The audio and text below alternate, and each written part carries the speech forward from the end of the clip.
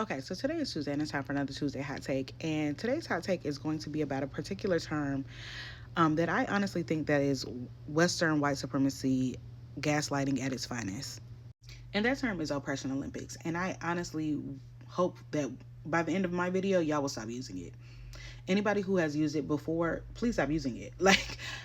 Because number one, I do think that there are marginalized identities that do have it worse than others. I do think that there is a hierarchy, and while all oppression is linked, some people actually do have it worse than you. Them talking about their experience is not oppression Olympics. It is not a victim mentality. It is them trying to get you to see life from their perspective so that you can give them some grace, some empathy, and reparations. I think I'm more irritated because we've talked about it again, like it came up again in this Buffalo Soldiers conversation. And to hear black people say oppression Olympics, I'm like, okay, now this has gone too far. Cause what do you mean by that?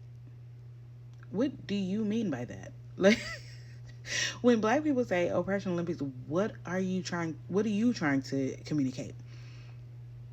Or are you using it as a term because you've heard it before and you don't think somebody's experience applies, or that they're just trying to like vie for sympathy? Because you could just say that. Like, this isn't about you right now. But that doesn't mean it's oppression Olympics. Because there's only one intersection that you could add to any type of identity that puts you at the bottom of the totem pole, that puts you at the bottom of the hierarchy, and we know what it is. So, I honestly don't even understand the terminology, because are you saying that people are vying for silver and bronze? Because we know who has gold. Like, I I just don't understand how you think we're going to move forward in any type of conversation or any type of community or any type of like resistance or activism work without acknowledging different perspectives and different experiences and different backgrounds. Because like I said, all I hear is shut up. All I hear is that you're demeaning and dismissing somebody's perspective. Now, like I said, if it doesn't apply, say that it doesn't apply, but don't say that somebody's experience, somebody's life, somebody's marginalized identity isn't relevant in a certain conversation, or that you don't want them to participate in a conversation. That's crazy to me.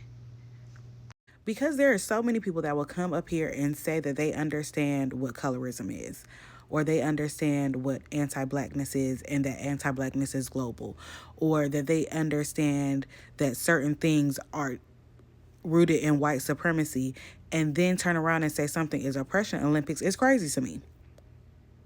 Because do you understand those previous concepts or no?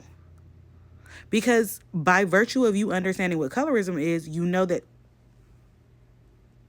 people have it worse than others. So what are you saying? Just overall, I want people to stop saying things just because they heard it before, or like, I would just, maybe that's the autistic trait in me, say what you mean and mean what you say. Because if you don't want somebody talking and you don't think that what they're saying is relevant, say it with your chest. But don't dismiss somebody like that. That's the wrong way to go about it, because then you're alienating and isolating people.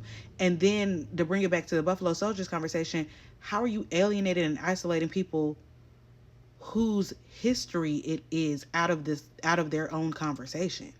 That's what y'all end up doing. You force people out of their own conversation so that you can whitewash their history, the story, so it fits your narrative better. No, we're going to have full context and we're going to have everybody's perspective spoken on. Thank you.